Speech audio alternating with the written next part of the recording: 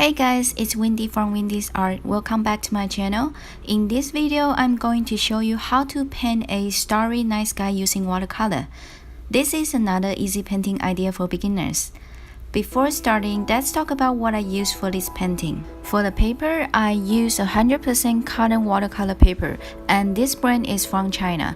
I like this paper because it's quite strong and very affordable, but you can use any paper you like.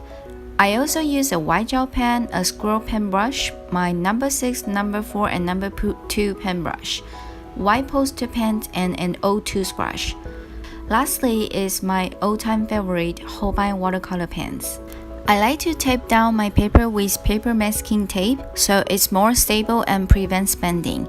So let's start painting by wetting the paper first, because I'm going to use wet on wet techniques, which means I need to pre-wet my paper so the color will flow and bleed nicely into each other. When we are wetting the paper, sometimes we would focus on the central paper and forget about the corner. So I always check every corners. You can tell the paper is all nice and wet by seeing the shiny and glossing on the paper. If your paper has water at the bottom like a small puddle, that means you apply too much water. After I done that, I go in and start adding some sky blue, purple, and some shell pink in the middle bottom area. I apply purple with less water so it has better saturation. Then I put on some navy blue around the edge to create the galaxy color.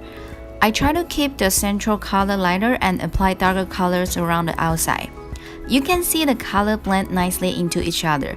That's because we pre-wet the paper, so the color can move and flow and get this really nice effect. So I continue adding some darker tones on the outside. Then while the paper is still wet, I quickly sprinkle on some small amount of salt around the middle area, which is the brighter part of the night sky. Because of the salt's water absorbing effect, it will create something like a snowflakes look. As you can see here, I think it's really cool effect for a galaxy or a starry night sky. Then let this first layer dry.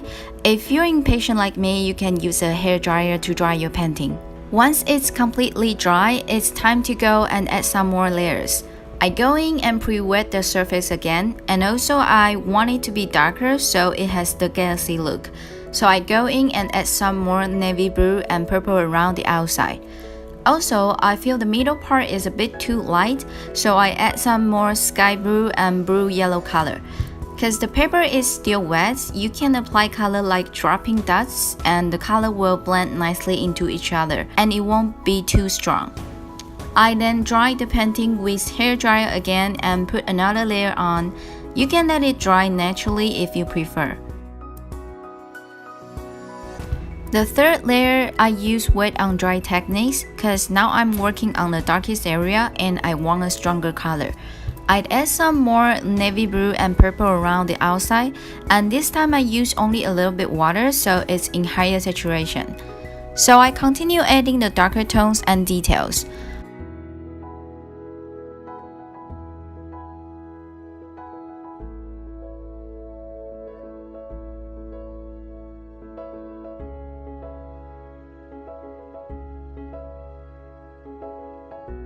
Once the darker area is done, I go in and add some white paints around the middle area to create the highlight in the galaxy. I simply applied it like dropping dots on the paper, so the color is not too strong and easier to control. Now it's the fun part. For the stars in the galaxy, I use an old toothbrush and dip it into white poster paint. Then I go in and get closer to paper and simply spray the toothbrush. And as you can see, it creates a really beautiful galaxy look.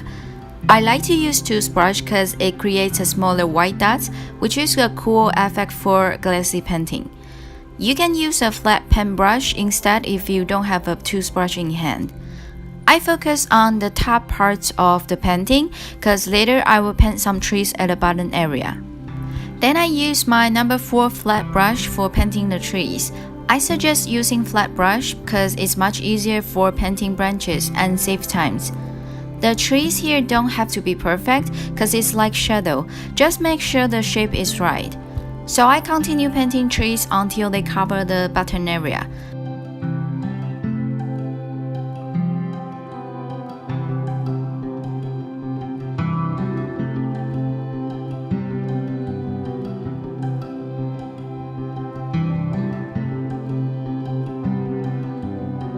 After I'm done with the trees, I add some shell pink in between the top of the trees to highlight it.